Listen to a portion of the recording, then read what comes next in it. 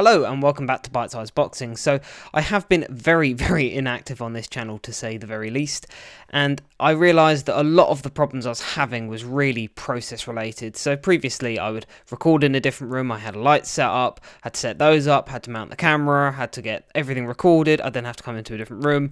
The overlay you see at the bottom would previously be recorded separately, etc, then have to put it all into a video editor, edit it, create the thumbnails, upload it, etc, and it meant that basically a 10 minute video could end up taking 3 to 4 hours, which when you work full time, there's just not enough hours in the day to really consistently do that.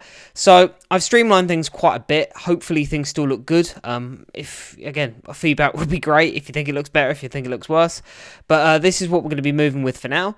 So today I would like to talk about the upcoming fight next weekend. That, of course, being Moses Itauma versus Jermaine Franklin.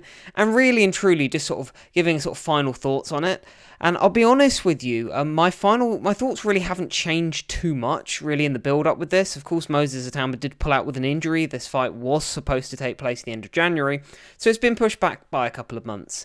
But when this fight was first sort of, I say, rumoured, I mean, when we were talking about who should Moses Itauma fight next, we were having this discussion about 5 months ago, 6 months ago, and back then I was banging the drum saying that the only guy I wanted to see him in with was Jermaine Franklin. Not because I think Jermaine Franklin is a really tough test or a really hard fighter to beat or anything like that, because I don't, in all honesty, I don't think he's that.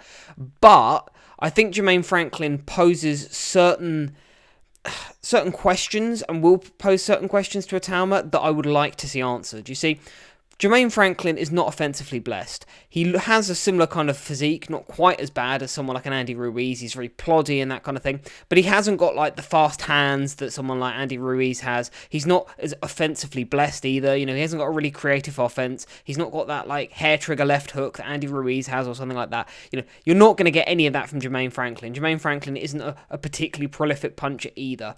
So I viewed it from the sense of, you know, Jermaine Franklin, I first heard about him many years ago. It must have been about 10 years ago. And I always knew before he went in against Dillian Whyte, which was, I think, really his first kind of... Was it Whyte he was supposed to fight and then didn't? Or did he fight Whyte first, then Joshua? I honestly can't remember. But whatever way around it ended up being, I realised that this guy wasn't as useless as certain miscellaneous American heavyweights. You know, you hear some of these random American heavyweights who you've never really heard of before or since, but they get a bit of hype and you think, you know, are they actually any good? And then they step in there and more often than not, as of recent, they haven't been that great. I knew that Jermaine Franklin was a bit different because, as I say, I first heard about this guy 10 years ago, and anybody who was anyone was bringing him into camp. So it showed me that there was something about him, at least, even if nothing more than a sparring partner. You know, he had a little bit of something. And Jermaine Franklin fights like a sparring partner. As I say, he's not offensively blessed. He's not really, you know, doing a whole lot in there, but he's very cute when it comes to surviving. His defensive skills are very good. He knows how to look after himself. He knows how to take care of himself and make sure, you know, he's just rolling with the punches. He's not getting hit clean. You know, he's a very astute fighter in there. And for someone like Moses Itauma, who's just been going in there and blitzing people, this is exactly what he needs at this stage in his career.